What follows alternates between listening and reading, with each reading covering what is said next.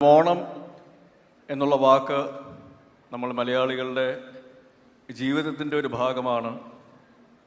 കാലങ്ങൾക്ക് അതീതമായി, വേഷങ്ങൾക്ക് അതീതമായി, രൂപങ്ങൾക്കും ഭാവങ്ങൾക്കും അതീതമായി മലയാളികൾ ലോകമെമ്പാടും ആഘോഷിക്കുന്ന ഒരു ഉത്സവമാണ്.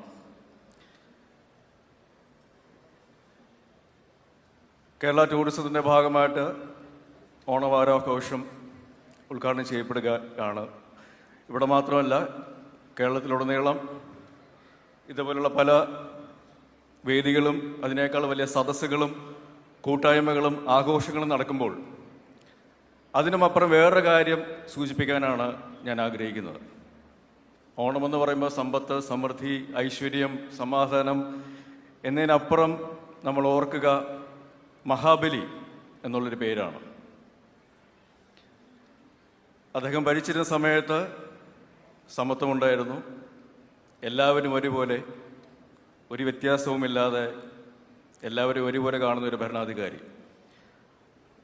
എനിക്ക് തോന്നുന്നത് മാറി മാറി വരുന്ന സർക്കാരുകൾക്ക്, മന്ത്രിമാർക്ക്, പ്രത്യേകിച്ച് മുഖ്യമന്ത്രിമാർക്കുള്ള ഏറ്റവും വലിയ കടമ്പ എന്ന് പറയുന്നത് ആ മാവേലിയുമായിട്ട് താരതമ്യപ്പെടുത്തുക എന്നുള്ളതാണ്.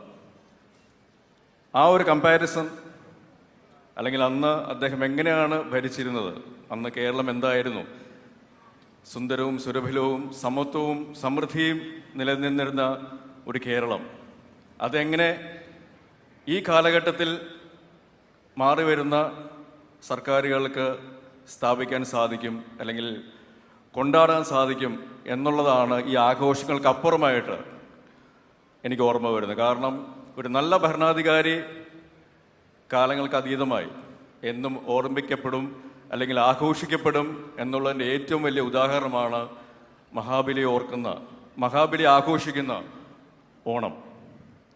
അപ്പം അതുകൊണ്ട് തന്നെ മലയാളികൾ ആഘോഷിച്ചിരുന്ന ഓണത്തിൻ്റെ എല്ലാ സമൃദ്ധിയും ഐശ്വര്യവും സമാധാനവും ഈ മാറി വരുന്ന ഭരണ സംവിധാനത്തിലൂടെ നമ്മളെ ഭരിക്കുന്ന ഭരണാധികാരികൾക്ക് കൊണ്ടുവരാനായിട്ടുള്ളൊരു അനുഗ്രഹം ഉണ്ടാവട്ടെ എന്ന് ആത്മാർത്ഥമായിട്ട് ആഗ്രഹിക്കുന്നു, പ്രാർത്ഥിക്കുന്നു.